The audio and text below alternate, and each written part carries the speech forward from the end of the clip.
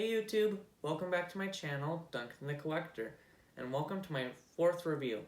Today we're reviewing the Jurassic Park final scene Ray Arnold. That's kind of a strange name. Did Yoda write it? Jurassic Park final scene Ray Arnold. This set was a Mattel Creations exclusive, and I would have given my right arm for it. Luckily though, I was able to get my hand on it. Let's take a look at the box. The box is really nice. It's based on the power bunker from the first Jurassic movie. You've got a Jurassic Park logo there, some concrete bricks that are really nicely detailed, a rusty door, some fallen dead leaves on the ground. On both sides there's some electric fencing. This side has a danger high voltage sign, and on both sides there's some plants and ferns. Both the left and right side have more plants and fencing. The bottom of the box has some Lego mumbo jumbo. The top of the box has a Jurassic Park logo with some more trees and a sky background.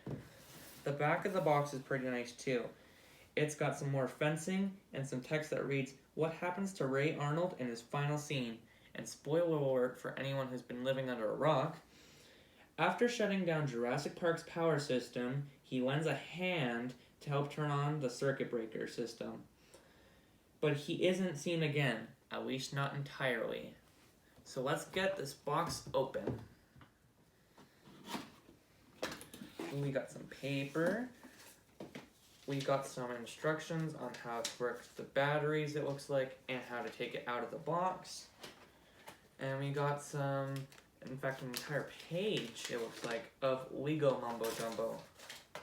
Boop. And we have another box. Boop. And this box is pretty similar to the last one, but it's a closer look to the bunker. So we got that same detail. We have some plants here that weren't there before, but anyways, the front looks pretty much the same, just closer. The top and back are just concrete without the brick texture. The sides, more bricks and plants, and the bottom has some more Lego mumbo jumbo. Now on the front of the box, there's a flap that you open to reveal the toy. So let's open it. Hold on to your butts. Thank you, Velociraptor. Consider my butt held. Let's take a closer look. The inside of the box looks great. Even though it's just cardboard, it could totally be used as a playset.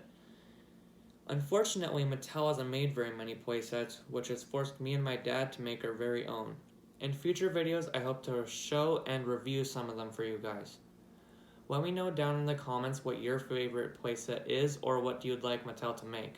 For me, I hope that they would make a destructible bathroom with Gennaro. But back to the box. It's got some nice graded flooring, a nice chain link fence, some concrete work, and some handrails.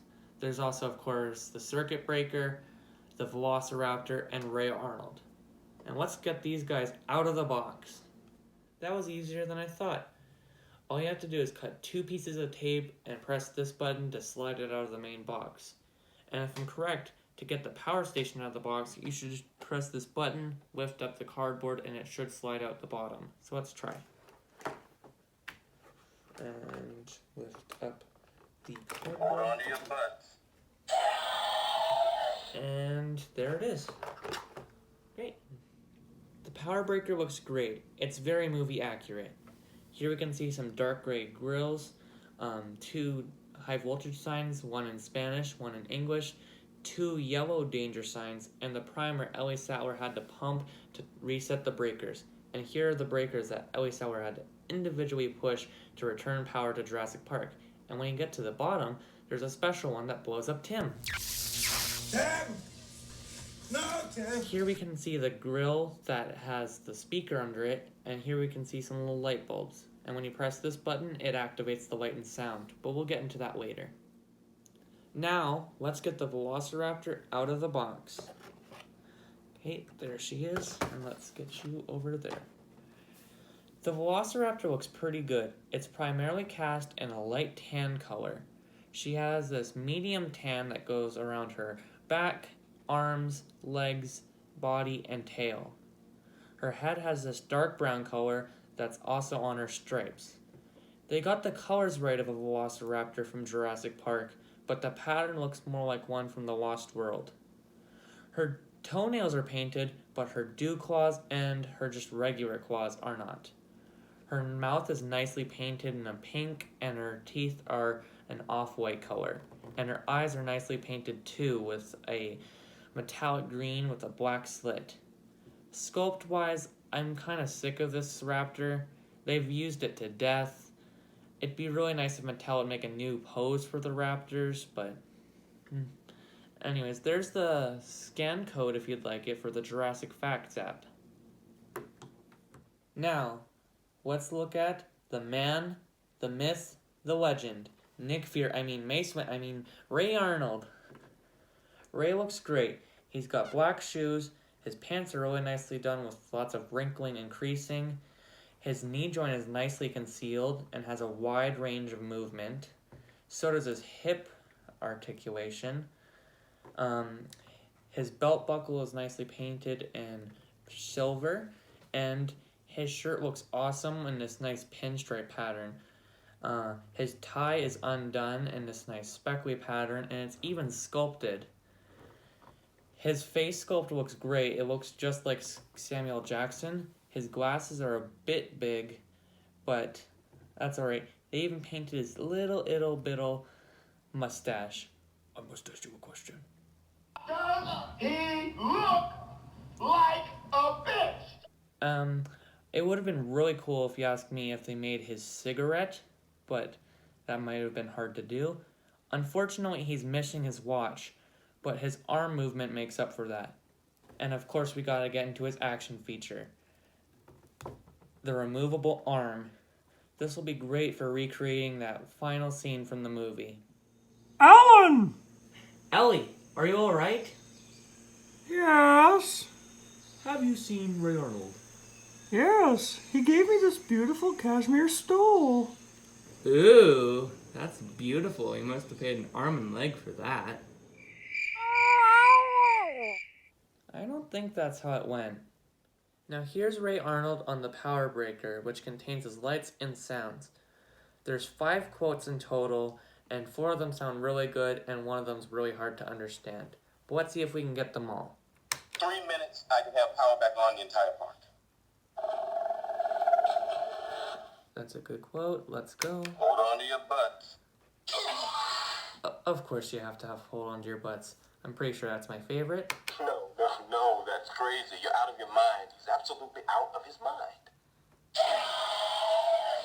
That's a good quote, but something that annoys me with this entire stand is after every quote, you have to listen to a Velociraptor call, which is cool, but if you just want to listen to all of his sound effects, you have to listen to a full Velociraptor scream. It's also random, so there's a good chance you'll get doubles, which is annoying. But let's continue. Theoretically, yes, but we've never shut down the entire system before. It may not come back on at all. Something I wanted to see actually now is, how does the Velociraptor look when he's with Ray? Let's see if we can get the 5th sound effect. Right, rabbit, object. Whatever it did it all. But with the key checks off, the computer didn't find the keystroke, so the only way to find it now is to go through the computer's lines of code one by one. And that was pretty cool. It was hard to understand, but that's okay. Let's do some comparisons now. Now, let's compare Ray with some of his exclusive buddies, starting with John Hammond and Dennis Nedry.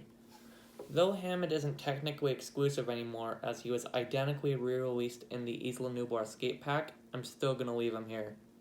What I love about these figures is that they're all different shapes and sizes.